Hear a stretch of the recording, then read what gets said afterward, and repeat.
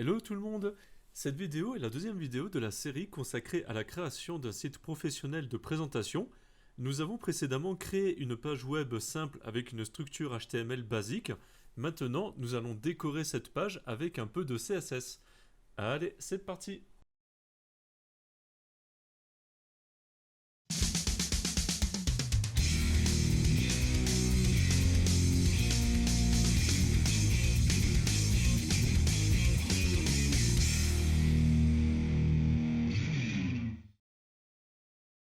Nous revoici avec le code de la vidéo précédente, donc le code HTML. Le résultat à droite, qui nous affiche une page un petit peu moche, enfin, carrément moche en fait. Nous allons nous servir du langage CSS pour décorer cette page et la rendre un peu plus digeste visuellement parlant. Pour commencer, j'aimerais centrer mon titre. On a Developer's Curse qui est ici, j'aimerais plutôt l'afficher ici. Pour utiliser du code CSS avec du code HTML, il y a plusieurs manières de faire. Aujourd'hui, je vous en montre une qui n'est pas forcément la plus propre, mais qui est la plus pratique pour ces premières vidéos d'initiation. Donc, il faut que j'ouvre une balise style, que je referme cette balise. Et dans cette balise-là, je n'utilise que du code CSS, donc j'utilise que de la syntaxe CSS. Alors, pour centrer mon titre, ça va marcher comme ceci. En CSS, je vais avoir besoin de créer un sélecteur CSS. Donc un sélecteur, ça va permettre au langage CSS et donc au navigateur de savoir sur quel élément je veux appliquer des règles CSS. Donc je crée mon sélecteur tout simplement comme ça. Il y a plusieurs manières de créer des sélecteurs. On commence par la plus simple. Là, je dis à mon CSS, je veux que tu me cibles tous les éléments H1 de la page. Ensuite, j'ouvre des accolades, j'ouvre et je referme l'accolade. Là-dedans, je vais rajouter une règle CSS qui va décrire le comportement de toutes les balises H1 de ma page. Donc pour centrer la balise H1 qu'il y a tout là-haut ici, je vais utiliser la propriété CSS texte aligne. Texte aligne.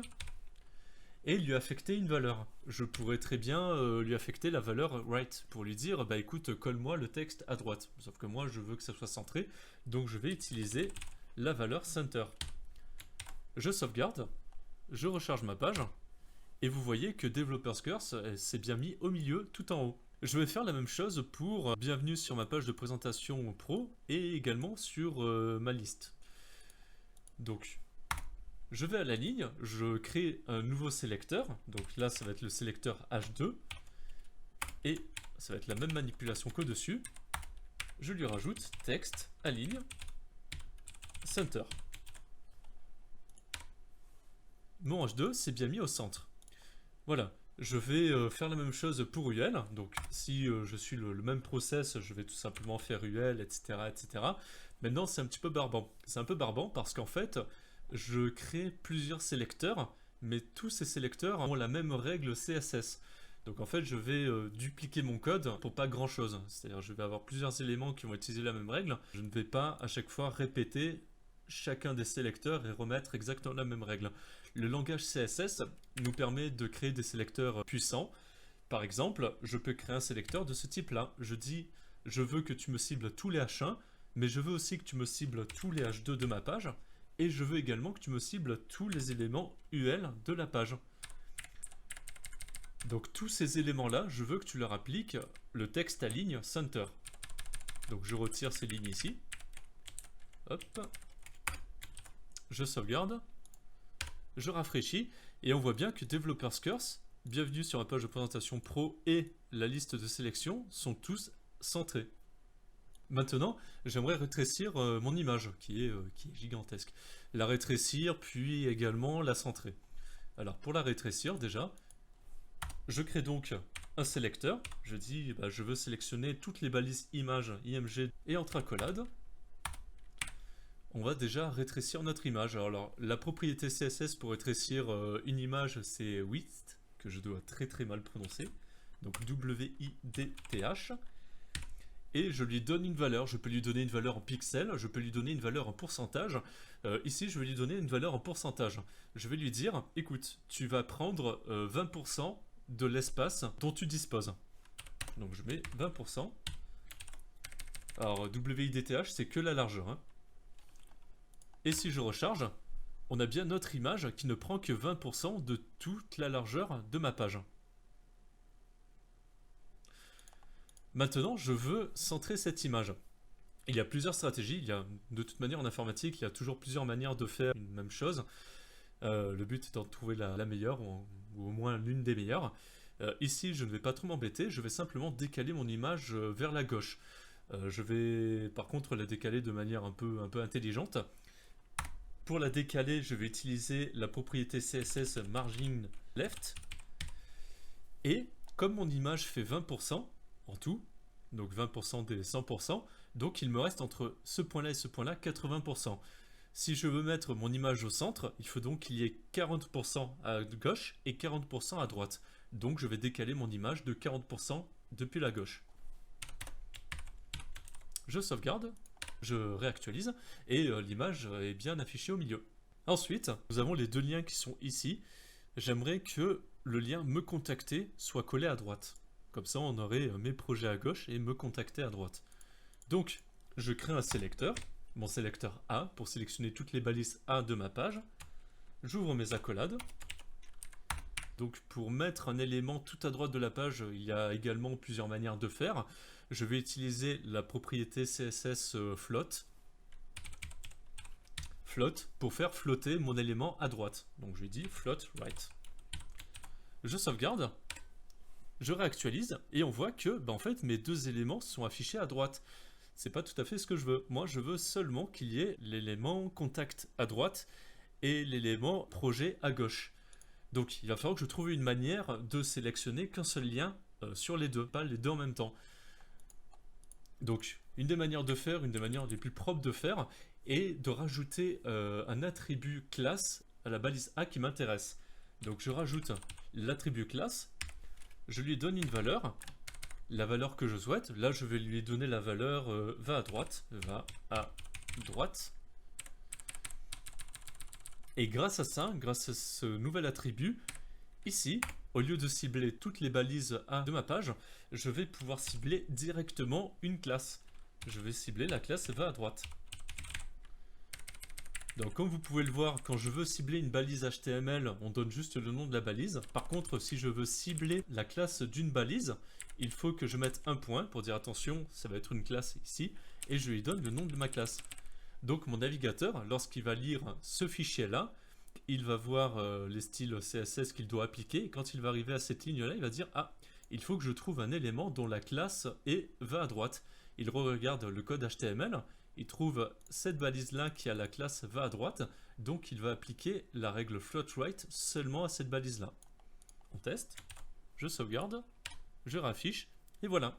On a bien le lien mes projets qui est à gauche et le lien me contacter qui est à droite. Un conseil pour développer vos pages internet, je vous conseille de suivre la même démarche que moi, c'est-à-dire que d'abord vous posez votre code HTML et ensuite vous attaquez la partie CSS, et la partie CSS, vous faites d'abord une première passe sur votre page HTML pour placer grossièrement les éléments. Vous faites une première passe assez grossière en CSS. Ensuite, vous refaites de nouveau une passe sur votre page HTML en rajoutant de nouveau du code CSS en attaquant un peu plus en détail. Et vous réitérez, c'est-à-dire vous faites des passes globales sur votre page, vous rajoutez du CSS de haut en bas, et ensuite vous revenez tout en haut et vous rentrez un petit peu plus en détail petit à petit. Je vous donne ce conseil parce que on a parfois l'habitude de plonger directement dans les détails. Par exemple, j'aurais très bien pu, si j'enlève mon style ici, hop, si on retourne sur ma page de départ, j'aurais très bien pu, au lieu d'agencer tous les éléments de ma page, m'attaquer directement à mon titre Developer's Curse. Peut-être que dans ma tête, j'ai un design particulier de mon titre, un super design, et je me serais lancé directement sur le design complet de Developer's Curse. C'est une mauvaise pratique, il ne faut pas s'attaquer aux détails comme ça directement. Par exemple, comme je vous l'ai dit, vous avez en tête un design très particulier, vous allez donc peut-être passer des dizaines de minutes, voire des heures sur le design de votre titre, sans pour autant arriver au résultat que vous souhaitiez. Parce que bon, vous ne maîtrisez pas tout, ni vous ni moi. On peut imaginer des choses, mais pas forcément arriver à les retranscrire telles quelles sur l'écran. C'est assez frustrant, ça peut vous faire perdre de la motivation, tout simplement. Ensuite, comme vous avez passé beaucoup de temps sur ce titre-là, le reste n'a pas avancé. Et pareil, vous allez avancer et mettre en place votre design pour le titre de votre page. le reste n'avance pas. Et globalement, au bout de quelques dizaines de minutes, voire au bout de quelques heures, vous allez avoir l'impression que votre travail n'avance pas. Et la dernière raison est également que, mettons, vous arrivez à créer votre super design sur votre titre, vous avez mis du temps dessus, donc cette qualité-là, ce travail-là, vous allez devoir le refaire tout au long de votre page. Imaginez, vous avez un visiteur qui arrive sur votre page, il voit un titre avec un putain de design, et il voit le reste du site avec du travail un peu moins bien fait, et il y a donc un gros contraste qui va se faire entre le titre et le reste de votre page. Donc c'est la raison pour laquelle je vous conseille d'attaquer votre site, mais d'y aller couche par couche, d'y aller de manière itérative. Vous faites une première itération en CSS pour la décoration globale de votre site. Une fois que c'est terminé, hop, vous réitérez. Et à ce moment-là, vous attaquez des détails un peu plus poussés sur votre page CSS. Je reviens sur le style que j'avais auparavant. Voilà. Maintenant, alors comme je vous l'ai dit, j'ai terminé une première passe, j'ai placé mes éléments, donc hop, je retourne tout en haut et je vais attaquer, je vais aller plus en détail. Donc l'étape suivante pour moi, ça serait par exemple de mettre sur ma page des couleurs. Je vous conseille d'utiliser au début seulement 2 couleurs, une principale et une secondaire, histoire de ne pas surcharger votre page de couleurs. En couleur principale, je vais utiliser un bleu un petit peu fort et en couleur secondaire, je vais utiliser un bleu gris un peu plus pâle. Alors je vais mettre ce H2, je vais lui mettre un fond bleu un peu fort, et ce bloc, je vais lui mettre ma couleur secondaire. Alors, mon H2, je vais donc créer dans la partie CSS un nouveau sélecteur, H2, et je vais utiliser la propriété CSS Background Color. Background Color. Background Color, c'est une propriété CSS qui peut avoir plusieurs types de valeurs. Je peux lui donner une couleur en anglais directement, blue par exemple. Si je recharge, on a bien un blue par défaut qui est chargé. Maintenant, j'ai besoin de faire un bleu un peu plus précis. Pour cela, je vais utiliser une valeur en hexadécimal. Donc de l'hexadécimal, c'est une valeur qui ressemble à quelque chose comme ça. Si je recharge, donc là, ça m'affiche quelque chose de noir. Moi, je veux un bleu un petit peu particulier. Je n'ai pas trop d'idée de quel bleu je vais utiliser. Donc, je vais sur Internet. Je vais, par exemple, taper la recherche sélecteur, couleur, CSS. Sélecteur, couleur CSS, si je clique, cet outil vous permet de définir des couleurs CSS personnalisées. Donc là on voit une page web avec des couleurs dedans. Et par exemple si je clique sur la couleur verte ici, il m'affiche le vert et ici il m'affiche la valeur hexadécimale pour générer du vert. Si je clique ici, vous voyez que ça change et en fait cette chaîne de caractères là va me générer du bleu. Alors ce bleu là n'est pas trop dégueu, je vais le garder. Je fais un copier. Je le colle ici. Hop, je reviens sur ma page.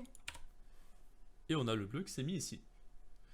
Maintenant je veux dans ma liste afficher en fond ma couleur secondaire. Donc j'utilise le sélecteur UL pour sélectionner tous les UL de ma page. J'utilise de nouveau la propriété CSS Background Color. Et je vais lui donner un bleu un peu plus pâle. Donc je vais prendre celui-là. Voilà. Ça fera très bien l'affaire. Donc je reviens sur mon site. Je lui donne ceci. Hop. N'oubliez pas toujours de terminer par des points-virgules. Et voilà.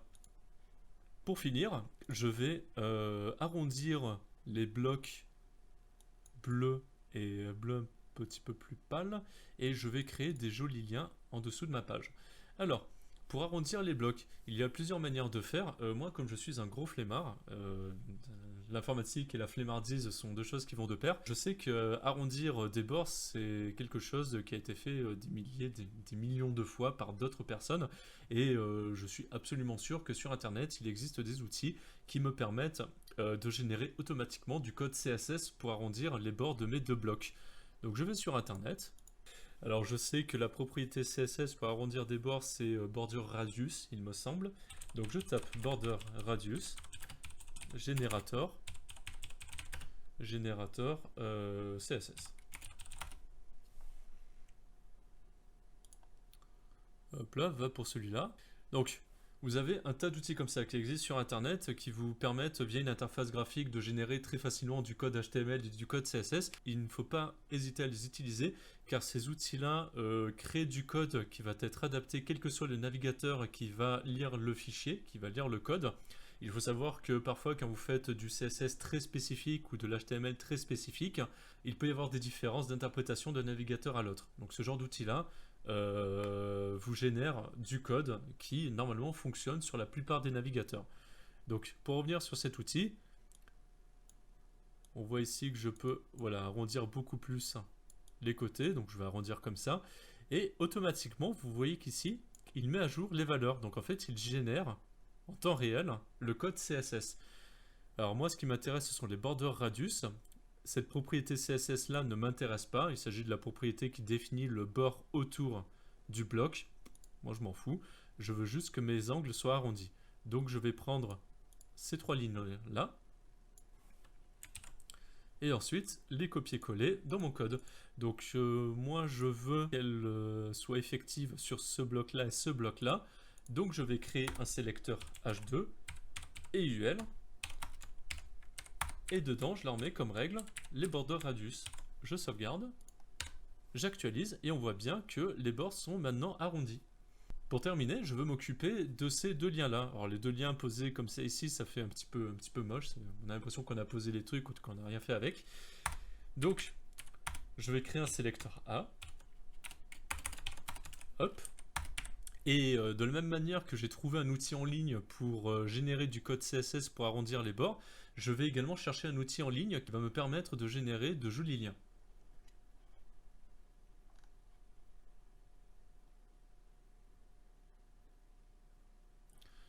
Donc je vais de nouveau faire une recherche sur le web, je vais faire un link beautiful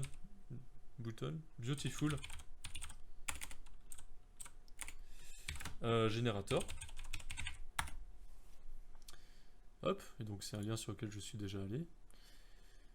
Et donc on a notre site internet qui propose une interface graphique pour générer des boutons.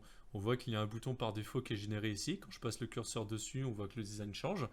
Donc moi je vais créer un bouton par exemple qui va s'appeler me contacter. Me contacter, j'ai plein d'options disponibles ici, comme vous pouvez le voir. Class name, donc c'est le nom de la classe qui va être utilisée dans mon code CSS, donc je vais appeler ça mes liens par exemple. Ensuite, je peux changer la police de caractère de mon bouton. Alors on va se faire plaisir. Qu'est-ce qu'on va pouvoir mettre un peu? On va mettre celui-là, pourquoi pas. Button style, qu'est-ce que c'est ça? D'accord, donc ce sont déjà des templates qui sont prédéfinis. Celui-là, il n'est pas trop mal. Celui-là aussi. Je vais quand même essayer d'avoir des bords arrondis. Étant donné que mes blocs au-dessus, j'ai des bords arrondis. Donc j'essaie un petit peu d'harmoniser tout ça. Alors ça doit être un radius quelque part. Il est ici, non, celui-là ne marche pas non plus. Ah, il faut en fait que je rajoute... Voilà, il faut que je clique ici. Et ensuite, voilà. Donc on peut faire quelque chose comme ça. Ça peut être sympa. Hop là. Font color, voilà, je vais le mettre en blanc. Et ensuite, je vais reprendre, alors là on voit qu'il y a un léger dégradé, je vais reprendre les couleurs que j'ai utilisées pour mes 2 autres blocs au-dessus, toujours pour harmoniser l'ensemble de ma page.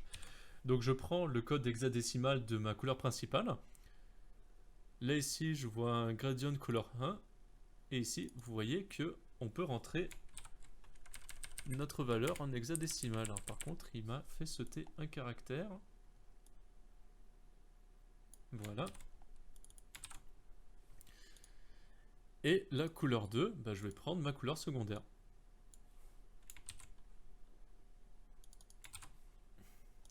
Voilà. Donc quand je mets le curseur dessus, on a bien l'effet qui se fait. Je ne vais pas aller plus loin, vous pourrez utiliser cet outil-là, le bidouiller, faire plein de modifications si vous voulez. Donc il génère automatiquement le code HTML, donc là il crée une balise A. Donc lien, il met quelque chose de vide. La classe, ce sont mes liens, avec dedans, avec écrit me contacter. Et en dessous, il génère tout le code CSS pour générer le comportement de ce bouton-là. Donc moi, j'ai tout simplement à prendre ce qu'il y a entre la balise style, de là à là, et de copier tout ça là-dedans. Alors là-dedans, plutôt ici. Hop là. Donc mes liens commencent ici. Je vais rendre ça de manière un petit peu plus propre parce que ici on a lui qui est mal aligné. Celui-là aussi, celui-là aussi. Je sauvegarde. Je reviens sur ma page. Et rien ne se passe. Alors pourquoi? Parce que ma classe Mélia n'est pas bon. Je vais changer mon sélecteur. Je vais mettre tout simplement un sélecteur A pour sélectionner tous les liens de ma page. Donc je le change ici. Je le change ici aussi. Également ici. Et ça devrait être bon. Voilà. Terminé. C'est tout pour cette vidéo, donc c'était vraiment une première série de vidéos, de concepts et de pratiques pour vous montrer ce que sont les langages HTML et CSS. Si ce type de vidéo vous plaît, bah écoutez, n'hésitez pas à me laisser en commentaire le fait que ça vous plaît. Si les formats des vidéos vous plaisent, si vous avez envie d'en voir d'autres, bah écoutez, poussez-moi à en faire d'autres tout simplement. Je vais créer d'autres types de vidéos qui vont être plus avancées, des vidéos toujours en lien avec de l'informatique. Et je vais voir un petit peu comment ça se passe sur ma chaîne, s'il y a s'il y a beaucoup de personnes qui aiment voilà, les vidéos d'initiation que je fais là, s'il y a beaucoup de personnes qui aiment les vidéos plus avancées que je vais faire, et ça va monter tout simplement la suite de ma chaîne. Voilà, merci à vous, et à bientôt.